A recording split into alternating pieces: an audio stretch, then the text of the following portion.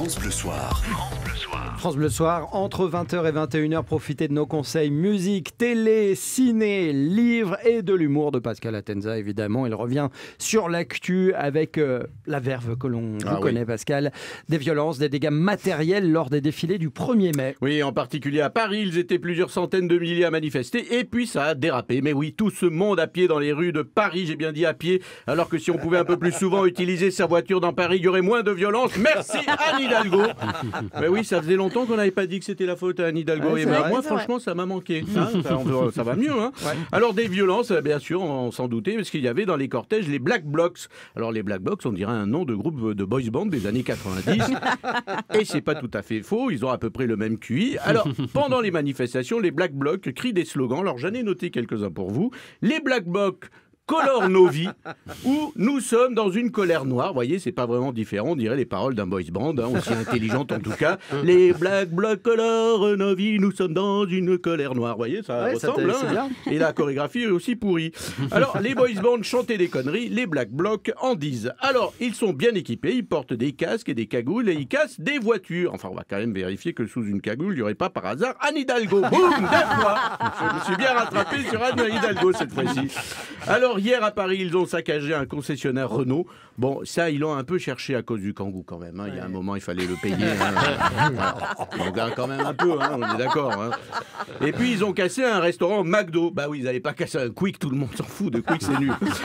Bon, je vois que tout le monde connaît.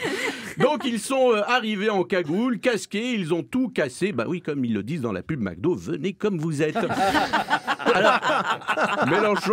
Alors, Mélenchon, il dit que ce sont des gens d'extrême droite qui ont cassé un McDo. Peut-être qu'en effet, le Front National n'aime pas beaucoup le McDo parce qu'ils n'ont jamais fait de menu Jeanne d'Arc. Donc, ils préfèrent Burger King parce que là, comme ils le disent dans la pub, c'est cuit à la flamme. Sûrement, ça va être ça. Non, mais c'est vrai.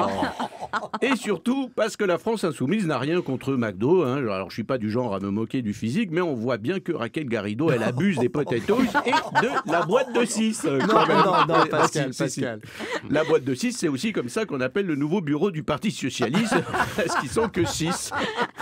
Ah ben non, je suis con, elle est nulle cette vanne, ils sont beaucoup moins. Désolé, elle marche pas cette vanne. Pas grave, je vais quand même la refiler à François Hollande. Il fera plaisir avec des potatoes aussi. Ça. Et puis alors, c'est une page qui se tourne définitivement. Pascal, le dernier télégramme a été envoyé lundi soir. Et oui, et le tout premier télégramme avait été envoyé en 1844. C'était un message très court, je vous le lis.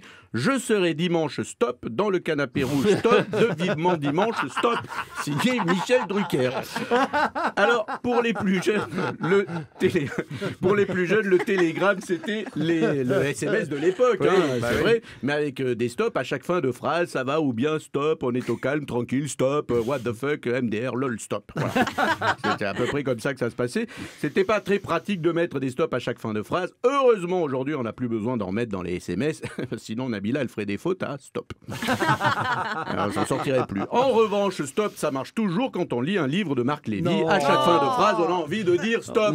Pascal, vous confirmez. Mais non, Mais pour c'est Marc Frédéric. Lévy. On termine avec une info en forme de télégramme rapide. 9 Français sur 10 respirent un air pollué. Oui, un air pollué et alcoolisé quand tu parles en tête-à-tête avec Jean-Vincent Placé. Stop. Oui, stop.